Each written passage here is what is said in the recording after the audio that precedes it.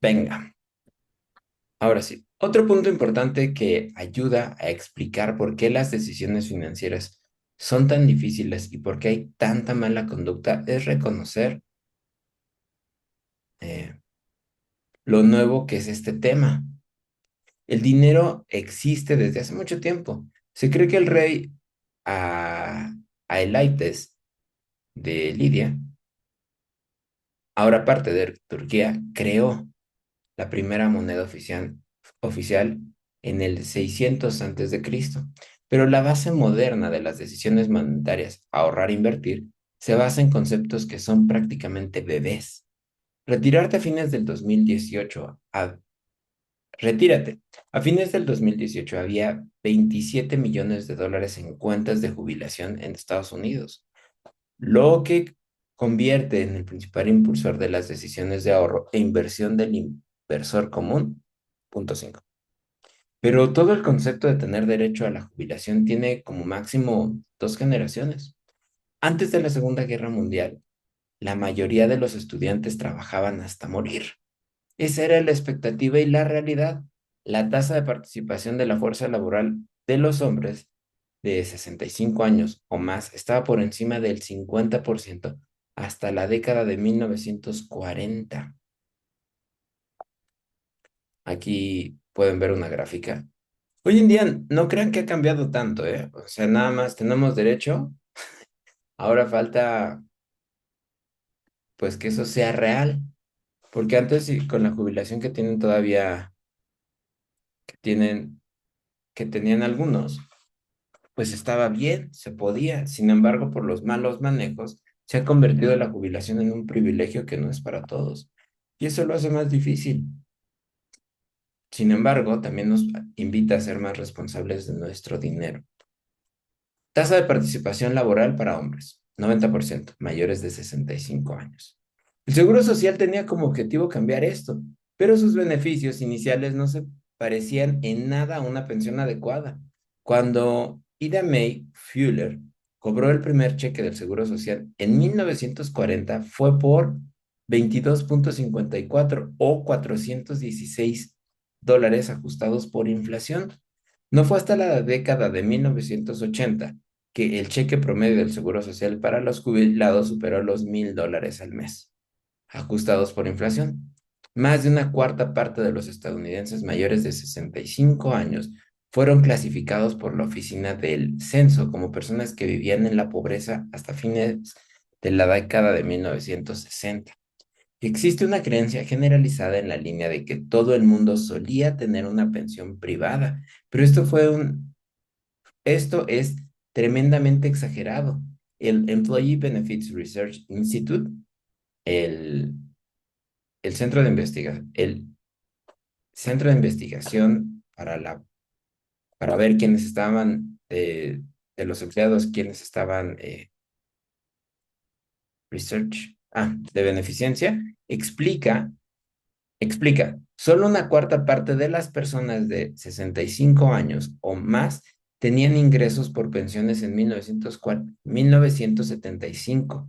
Entre esta afortunada minoría, solo el 15% de los ingresos familiares provenían de una pensión. El New York Times escribió en 1955 sobre el creciente deseo, pero 90 continúa en capacidad de jubilarse, parafraseando un viejo dicho en promedio.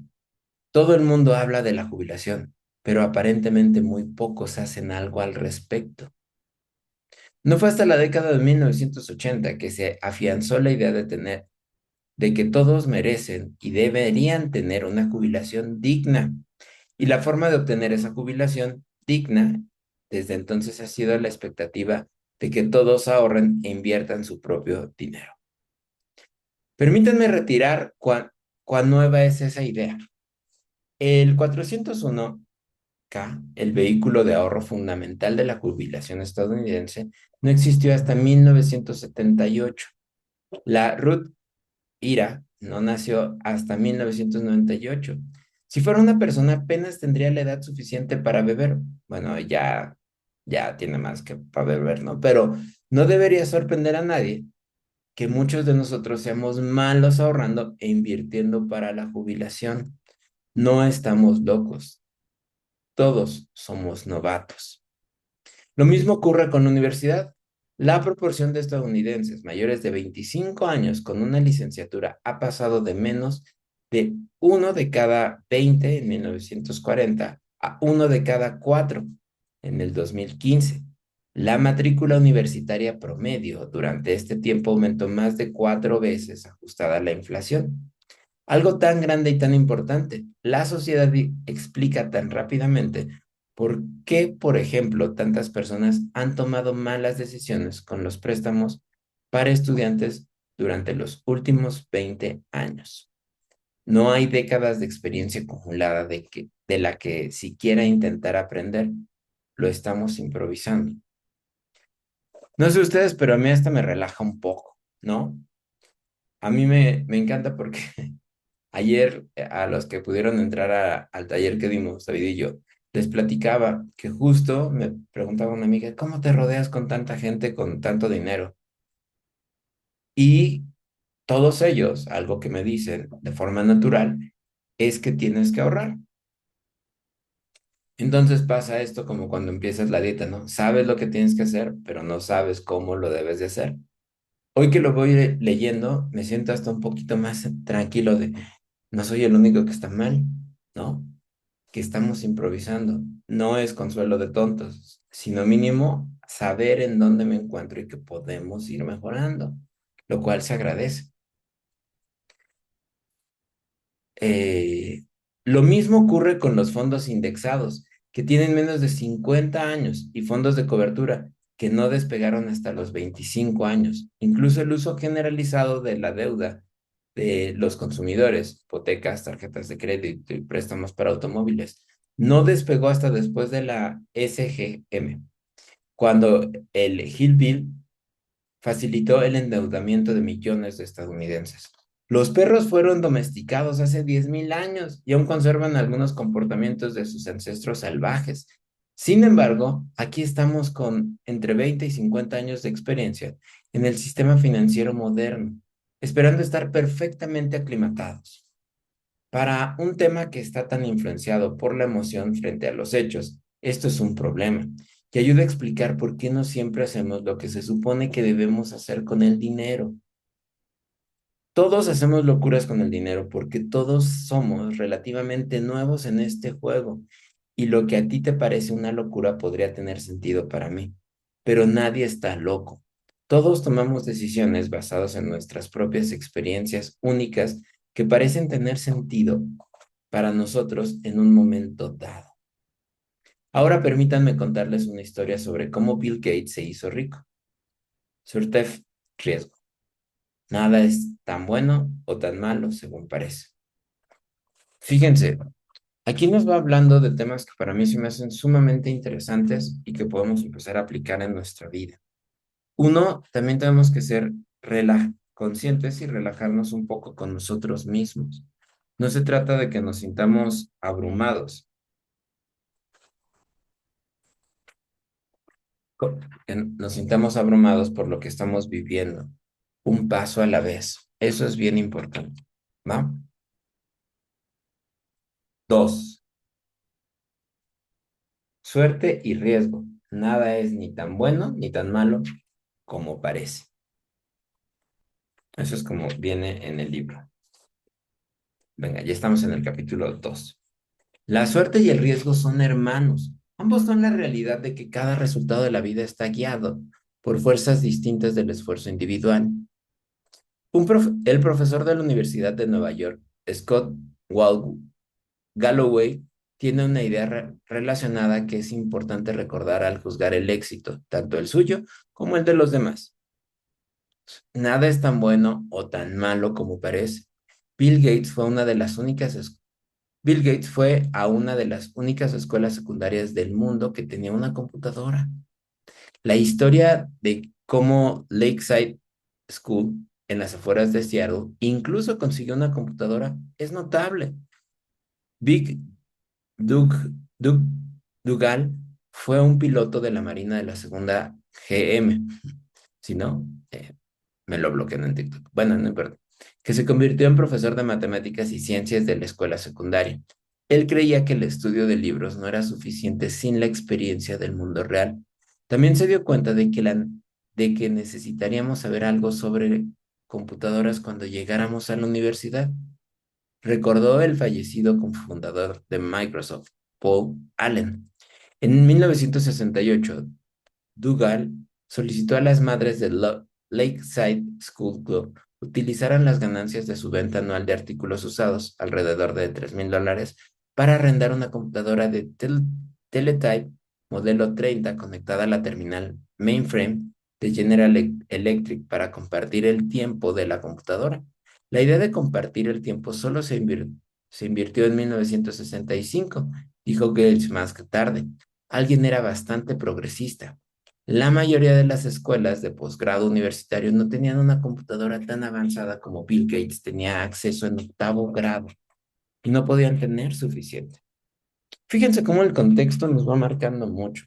En este caso nos va hablando de cómo Bill Gates nació prácticamente, o sea, se crió con una computadora muy cerca. Hoy en día, la mayoría de nosotros tenemos una computadora cerca. Si no, mínimo tienes la que está en el bolsillo, ¿no? Una supercomputadora que es más potente que la que ocupó Bill Gates en ese momento. Me parece increíble cuando dicen que hoy en día tenemos más tecnología en el bolsillo, o sea, en el celular, que lo que llevó al hombre a la NASA, ¿ok? Eso a mí se me hace increíble, a la NASA, a la luna, perdón. Eso a mí se me hace increíble. Cómo nosotros hoy en día tenemos tanta tecnología, cómo la ocupamos es otro tema. Pero también podemos ir viendo cómo esta parte de suerte funciona. Ahora, lo que viene interesante es, ¿qué hacemos nosotros con esa suerte? ¿Están de acuerdo? No nada más se trata de decir, ya tuvimos suerte, ya estuvimos ahí. ¿Y qué hiciste con eso? Gates tenía 13 años en 1968, cuando conoció a su compañero Paul Allen. Allen también estaba obsesionado con la computadora de la escuela y los dos se llevaron bien. La computadora de Lakeside no formaba parte de su plan de estudios general, fue un programa de estudio independiente. Bill y Paul podían jugar cosa de su, en la cosa en su tiempo libre, dejando volar su creatividad después de la escuela hasta altas horas de la noche, los fines de semana. Rápidamente se convirtieron en expertos en informática. Durante una de sus sesiones nocturnas, Allen recordó que Gates le mostró una revista Fortune y le dijo, ¿cómo crees que es dirigir una empresa Fortune 500? Allen dijo que no tenía idea. Quizá algún día tengamos nuestra propia compañía de computadoras, dijo Gates. Microsoft ahora vale más de $1 billón.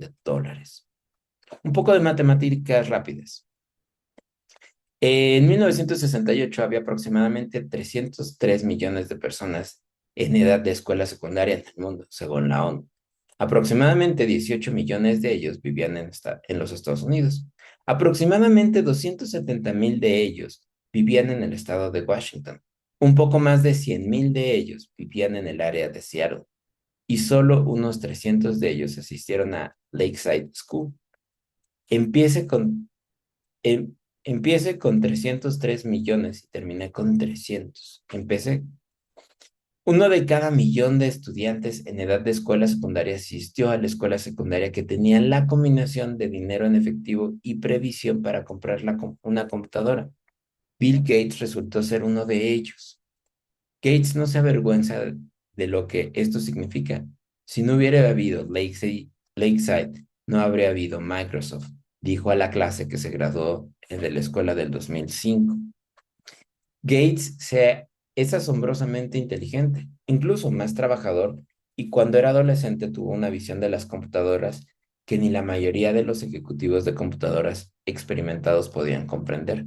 También tuvo una ventaja de 1 en 1 millón al ir a la escuela de Lakeside. Ahora déjame contarte sobre Kent Evans, amigo de Gates. Experimentó una dosis igualmente poderosa de riesgo, hermano cercano de la suerte. Bill Gates y Paul Allen se convirtieron en nombres familiares gracias al éxito de Microsoft. Pero en Lakeside había un tercer miembro de esta pandilla de prodigios informáticos de la escuela secundaria. Kent Evans y Bill Gates se hicieron mejores amigos en octavo grado. Evans fue, según el propio Gates, el mejor alumno de la clase. Los dos hablaban por teléfono de cantidades ridículas. Recuerda Gates en el documental Inside Built Brains. Aún conozco el número de teléfono de Kent, dice 52578851. Evans era tan hábil con las computadoras como Gates y Allen. Lakeside una vez luchó para armar manualmente el horario de clase de la escuela, un laberinto de complejidad que cientos de estudiantes recibían las clases que necesitan en momentos que no entran en conflicto con otros cursos. La escuela encargó a Bill y Kent, niños, según se mire, que construyeran un programa de computadora para resolver el problema. Funcionó. Y a diferencia de Paul Allen, Kent compartía la mente empresarial de Bill Gates, de Bill y su ambición sin fin. Kent siempre tuvo el maletín grande como el maletín de un abogado. Recuerda, Gates siempre estaba planeando lo que haríamos 5 o 6 años en el futuro. ¿Deberíamos convertirnos en directores ejecutivos? ¿Qué tipo de impacto podrías tener? ¿Deberías, ¿Deberíamos ser generales? ¿Deberíamos ser embajadores? Fuera de lo que fuera, Bill y Kent sabían que lo harían juntos. Después de recordar su amistad con Kent, Gates se apaga. Gates se apaga. Habríamos seguido trabajando juntos. Estoy seguro de que hubiéramos ido juntos a la universidad. Kent podría haber sido socio fundador de Microsoft con Kent y Allen, pero nunca sucedería. Kent murió en un accidente de montañismo antes de graduarse de la escuela secundaria. Fíjense, tenía todo, estaba ahí. Y desgraciadamente una tragedia pasó. A veces, hola José Luis, a veces eso nos va pasando y no nos vamos dando cuenta. Tenemos una oportunidad y se va esfumando. Ahorita que mencionaron la parte de la computación, a mí me gusta mucho el lenguaje de las computadoras. Es un lenguaje a veces complejo, poco práctico cuando no lo sabemos ocupar adecuadamente. Hoy afortunadamente, de la primera computadora que toqué, que fue justamente fue en la primaria. Y yo también tenía a mi amigo que era como Bill Gates o como Allen, no sé, yo era el otro. Súper cuates y éramos los dos que agarrábamos la computadora y que medio le entendíamos. Era todavía en el, no había Windows, así de viejita era la computadora. Era todo en MSM. Entonces, en MS2 necesitábamos aprender ese lenguaje que era un lenguaje matemático y éramos niños de primaria, ¿ok? Lo peor es que lo hacíamos y que nos veían raro y creo que por eso lo dejamos de hacer porque era así como, y ahora te toca hacer y era como, no, ya no quiero, ustedes me ven raro y ya. Pero volvió a ocupar ese tipo de lenguaje cuando estudié la maestría y empecé a hacer macros. Pero esa es otra historia, ya no hago macros y no me gusta. Bill Gates experimentó una suerte entre 1 millón al terminar en Lakeside. Kent Evans experimentó un riesgo entre 1 millón al no llegar nunca a terminar lo que él y Gates se propusieron lograr. La misma fuerza, la misma magnitud, actuando en direcciones opuestas. La suerte y el riesgo son la realidad de cada resultado de la vida está guiado por fuerzas distintas del esfuerzo individual. Son tan similares que no puedes creer en uno sin respetar por igual al otro. Ambos ocurren porque el mundo es demasiado complejo para permitir que el 100% de sus acciones dicten el 100% de sus resultados. Están impulsados por lo mismo. Eres una persona en un juego con otras 7.000 millones de personas e infinitas partes móviles. El impacto accidental de acciones fuera de su control puede tener más consecuencias que las que toman conscientemente, pero ambos son tan difíciles de medir y de aceptar que con demasiada frecuencia se pasan por alto. Por cada Bill Gates hay un Ken Evans, que era igual de habilidoso y motivado, pero terminó en el otro lado de la ruleta de la vida. Si da suerte y arriesga su debido respeto, se da cuenta de que se juega el éxito financiero de las personas, tanto el suyo como el de los demás. Nunca es tan bueno o tan malo como parece. Hace años le pregunté al economista Robert Schiller, quien ganó el Premio Nobel de Economía, que quienes saben sobre la inversión que no podemos saber. El papel exacto de la suerte en los resultados exitosos, respondió.